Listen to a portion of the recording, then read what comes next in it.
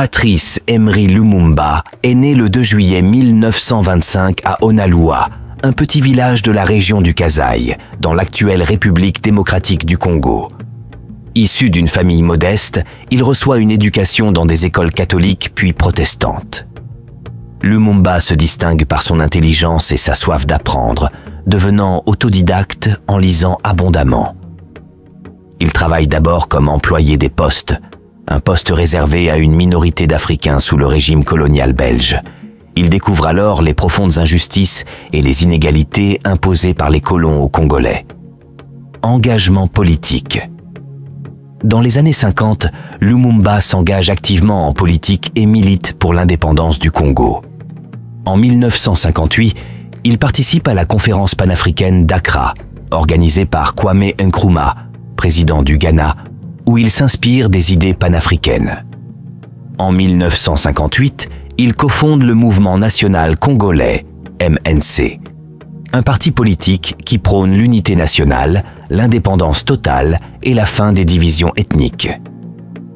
Lumumba s'impose rapidement comme une figure centrale grâce à ses discours éloquents et sa vision d'un Congo libre et uni.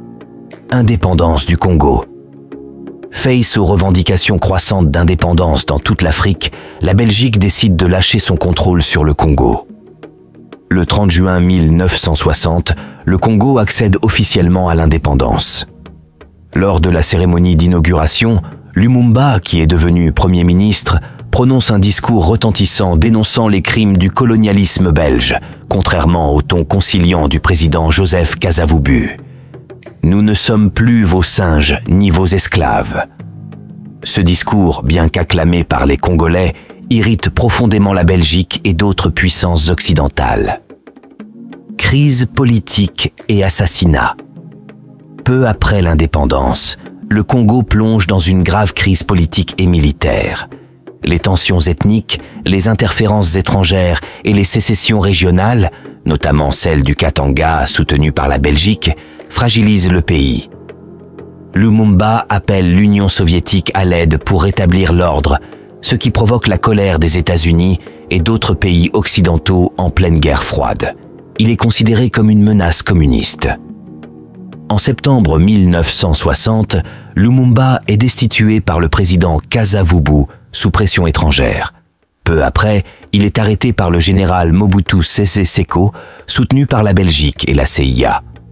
Le 17 janvier 1961, Lumumba est transféré dans la région du Katanga, où il est brutalement exécuté par des séparatistes katangais, avec la complicité des autorités belges et de puissances occidentales.